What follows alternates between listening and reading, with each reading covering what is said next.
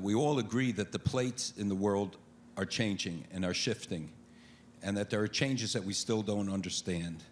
But one of the consistent factors, I think, is the relationship of the United States and Israel, and clearly we all agree there is no substitute for the U.S.-Israel relationship. Canada has proven itself to be a great friend, an unchallenged friend of Israel, even risking its and losing its seat in the Security Council because of that friendship. But no matter how grateful we are, we recognize that it cannot have the impact of the United States. The fact is that the U.S.-Israel relationship is good. We see it on a military level, perhaps better than it has ever been. We see it in other areas. Congress votes 90% for every resolution that dealt with Israel, whether it was support for the war in Gaza to the sanctions for Iran. On every issue that has come up, it's the only issue. Not motherhood or apple pie get 90% agreement in the Congress of the United States, only when it comes to Israel. The American people are supportive of Israel in record numbers, but we can't take it for granted. We are doing the most extensive study ever done of the American people, every segment of the American people. And what we are finding out that there are real problems. I think that recent events can play for Israel positively, in the sense that more Americans see that it's not the Palestinian-Israeli issue that is the prime problem in the region, and that the United States has one ally who's really reliable. But on the other hand, there's a lot of questions about the dilemmas for the United States and the questions that are being presented and debated.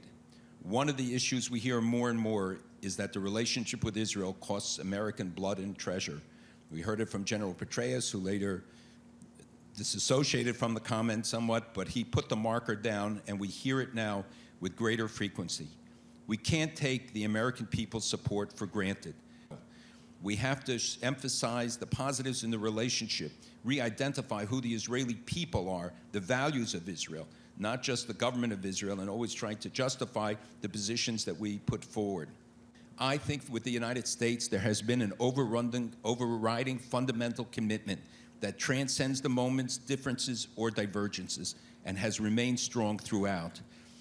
I think that the trend in international politics towards more internationalizing and more collectivizing in decision-making is something which we all should be concerned about, and that we have to work to keep the United States apart as much as it participates in the quartet and looks to them for cover sometimes.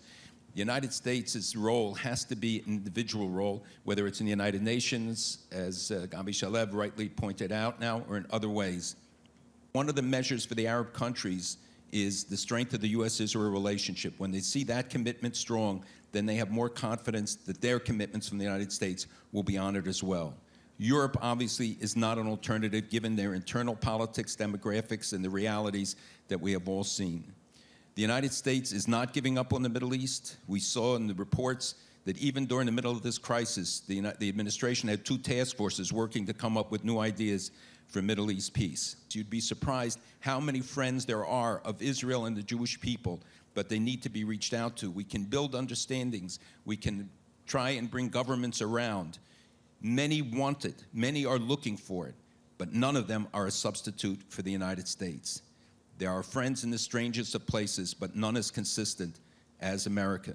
We have here Ambassador Cunningham and Mrs. Cunningham, who's done so much to contribute to U.S.-Israel relations. We may have differences periodically, but presidents of the United States generally have proven to be friends, the Congress of the United States and the American people. Israel and the United States need each other. We need each other to be strong, and each of us can help contribute to that strength. It's not just about personalities or pique. We can't do anything that undermines this friendship that is so vital to both countries.